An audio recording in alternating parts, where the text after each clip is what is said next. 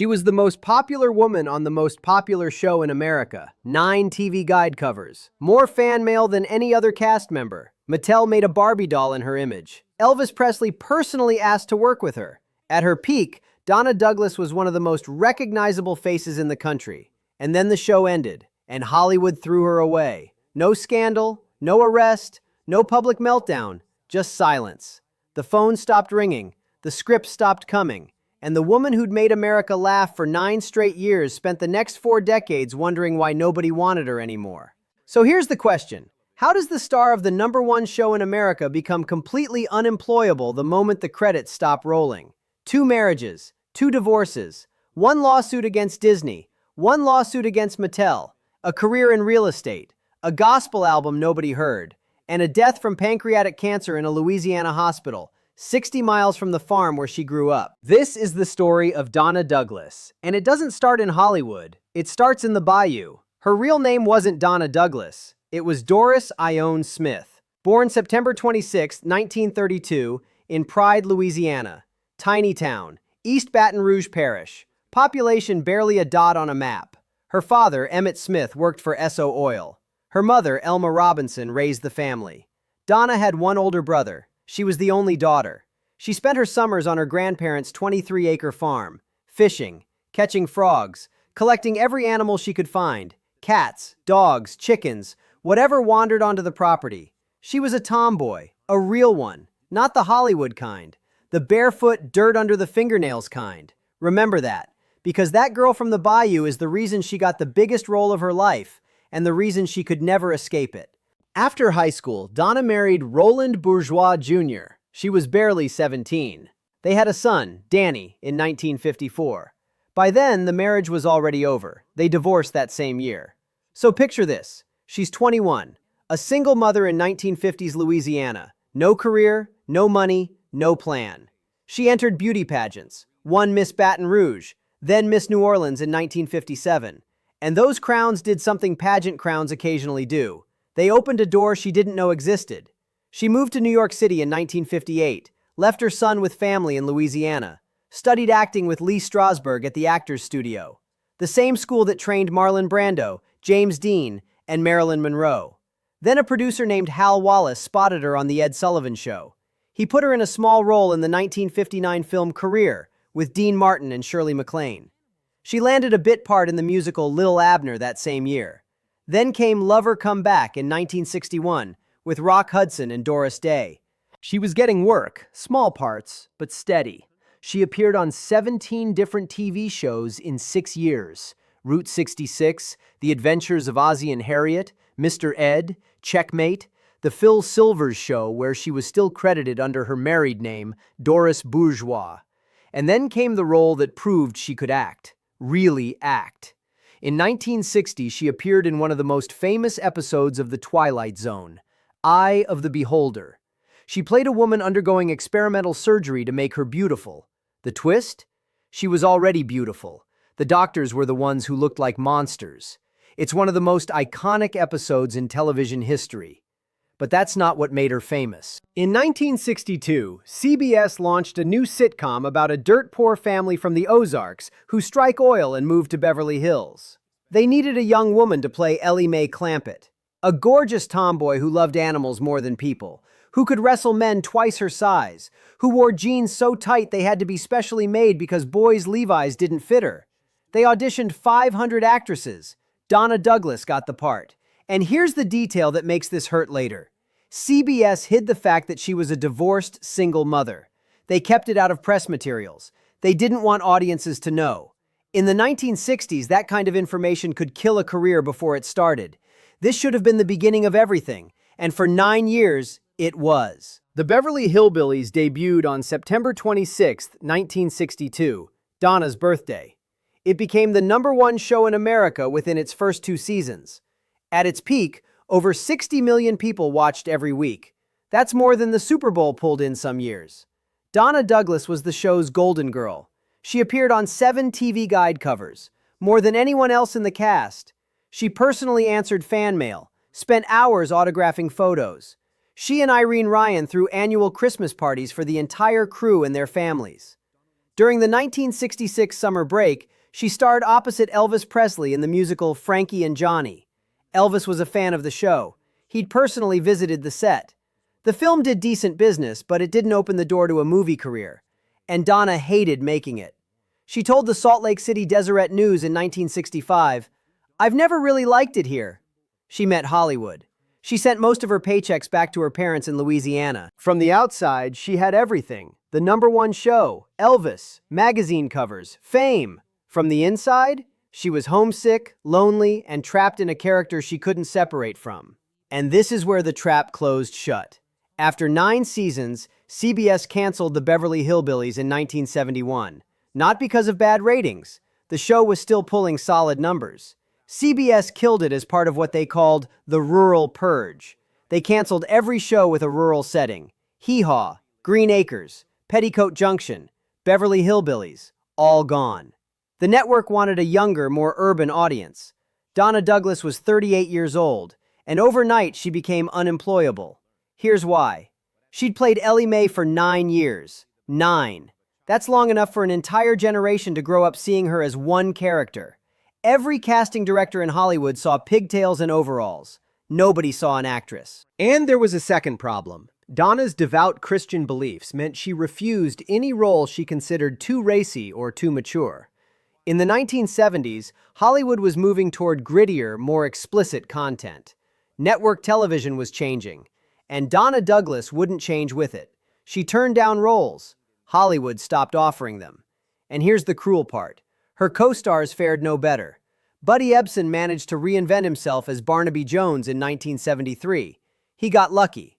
But Irene Ryan, Max Baer Jr., Nancy Culp, Raymond Bailey? None of them escaped the typecasting either.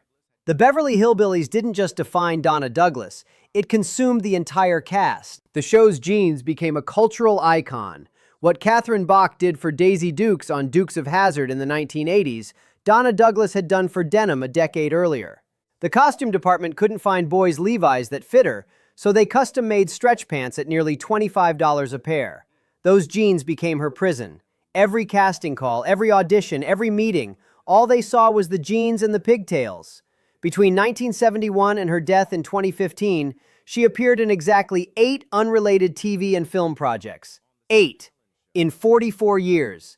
Before Beverly Hillbillies, she'd appeared in 17 shows in just 6 years. That's not a career decline, that's an erasure. So what did she do? She survived. The way people survive when the thing they were known for disappears. In 1971, the same year the show ended, she married Robert Leeds. He'd been a director on the Beverly Hillbillies. They divorced in 1980. No children together. Leeds died in 2000. She got a real estate license, sold houses in Beverly Hills. She recorded gospel albums. Her first release came in 1982. She did country records in the 70s and 80s. None of them charted. She wrote children's books. Donna's Critters and Kids came with a coloring book. Miss Donna's Mulberry Acres Farm was published in 2011. She became an inspirational speaker. She toured Christian children's homes across the South. And she fought back. Twice. Maybe 3 times, depending on how you count. There's a detail most people don't know. In February 1964, at the height of the show's popularity, Donna was booked to replace Dan Blocker of Bonanza at an event in Jackson, Mississippi.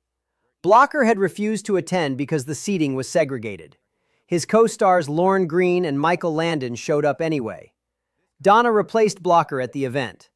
Whether she knew about the segregation issue isn't clear, but the fact that the industry swapped one star for another at a segregated event tells you exactly how Hollywood treated its talent in that era.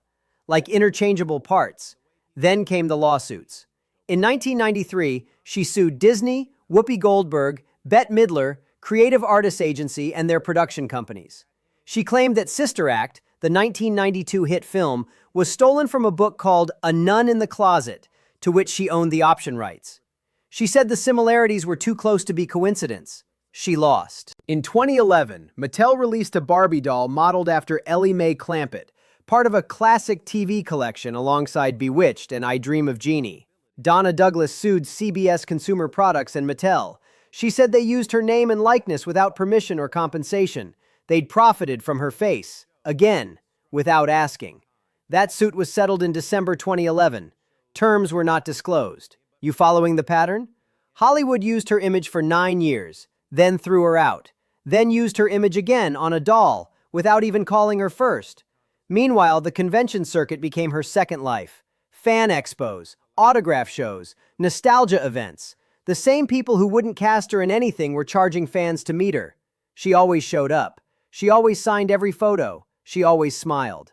In 2003, she told Confessions of a Pop Culture Addict, "Elly May was like a slice out of my life. She is a wonderful little door opener for me because people love her." That's a woman who made peace with a character that swallowed her whole career.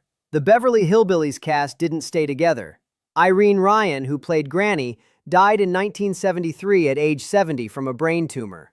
She collapsed on stage during a Broadway performance of Pippin.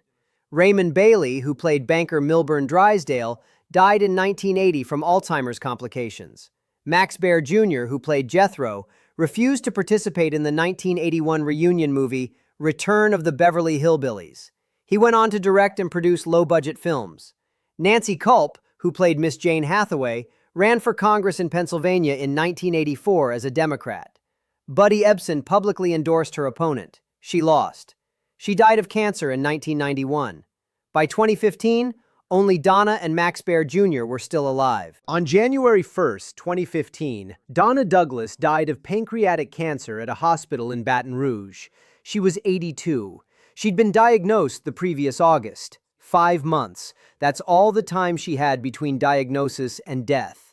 She spent her final years back in Louisiana. Not Hollywood, not Beverly Hills, Louisiana. She'd moved back to Zachary, just a few miles from Pride, the town where she was born. Full circle. The girl who'd left the bayou to become a star came back to the bayou to die. She was buried at Bluff Creek Community Cemetery in Bluff Creek, Louisiana, 60 miles from the farm where she'd grown up catching frogs and collecting strays. She was survived by her son Danny, 3 grandchildren, and 2 great-grandchildren. The son CBS had hidden from the public in 1962 was with her at the end. The girl from the bayou, the tomboy who loved critters, the beauty queen who became Elly May, the woman Hollywood used, typecast, discarded, and then used again without asking. Ask most people about Donna Douglas and they'll say, "Oh, the girl from Beverly Hillbillies." That's it. That's all they remember. What they don't know is that CBS hid her divorce and her son from the public to protect the show's image, that she studied with Lee Strasberg, that she turned down roles because of her faith, that she sued Disney and lost, that Mattel put her face on a doll without permission, that she spent 4 decades answering fan mail for a show that stopped paying her in 1971. Hollywood remembers Elly May. It forgot Donna Douglas. And here's the thing that makes this story different from the others.